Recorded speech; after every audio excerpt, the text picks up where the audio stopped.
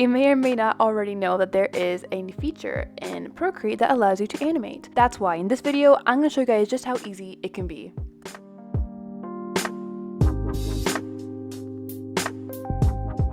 So it has been quite a while since my last video, so let's get right to it. So let's start off by opening a new canvas in Procreate. So as you can see here, I've already drawn a sketch of Mang. I know, he's adorable. So we're going to end up by adding a new layer, and we're going to pretty much do some line art over this simple sketch. I recommend for your first time, try something super simple, like the easiest here. And this animation, I'm just going to do Mang waving. It can be really easy and really simple. But trust me, animating in Procreate is so much easier than you think it actually is. So pretty much as you can see here, I'm lining him, and I'm only going to do sketch for the first frame because as you can see, it's going to be so easy after I get pretty much the basic shapes down. And now getting into some actual animation here, we're going to start by duplicating the previous layer and by changing the opacity of the first layer and going back to the second layer and start by erasing his hand. And as you can see, this creates an onion skin. If you don't know what an onion skin is, in actual animation, onion skin is pretty much the previous layer or previous frame, but it's toned down so you can see pretty much the movement and where your animation is going to go.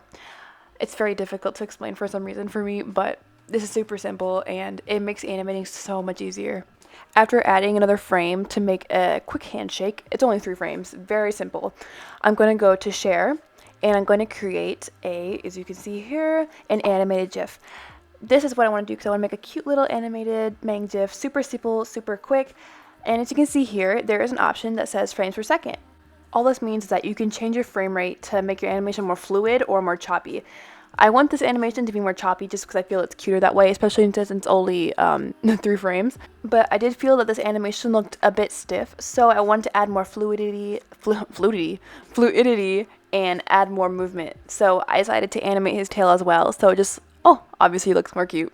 Oh, but just look at him, he already looks so stinking cute. So pretty much I am happy with how he looks, so I'm going to go on to start my coloring. So I'm going to start off by adding a new layer beneath my first frame. And I'm going to color him all in. And listen, do not worry. I know I color outside the lines, but just later, I clean up everything up. And I'm going to add more shading. And listen, because of how simple this animation is, I'm going to go out with as much shading as I want. Because here's the trick. You can duplicate that layer and add it to the next frame. See how it's kind of off? You can go into that frame and pretty much just erase whatever's off and just fill in what's needed to be filled in.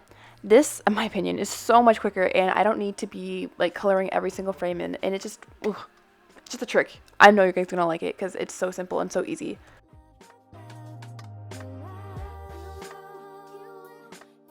Now, as you can see here, all I'm doing is duplicating this frame again and adding it to the next frame to color it in. I'm pretty much repeating the same steps I did for the previous frame.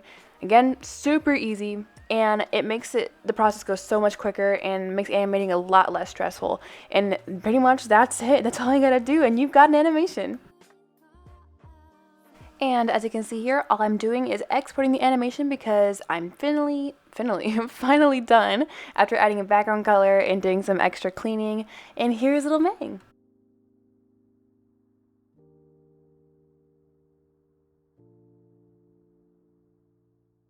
So let's say you want to post your GIF or animation, but the problem is that the application doesn't support it or it's just too short in general.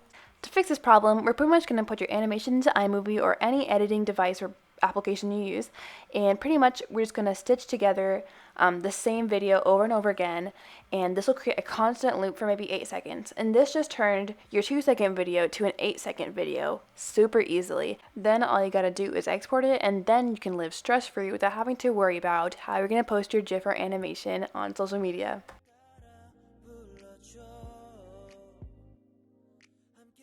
So the video will export in regular format, especially if you have a square video. You might be worried that it might not post because it will be in a rectangle and you don't want the black bars on the side.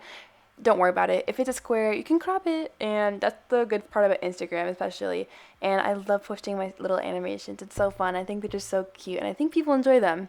And also feel free to follow me on Instagram as well, because if you need that daily fan art of BTS, come hit me up. Anyway, for final words, all I gotta say, animation comes with patience. That's all you need. And it might be hard or you might struggle at first, but just keep going. All I gotta do is pretty much say to you guys that just do what you love, and I promise you, whatever you do will be worth the time and effort put into it. And yeah, that's pretty much it, guys. And I'm gonna wrap up this video with saying goodbye, and we'll see you guys later. Bye, guys.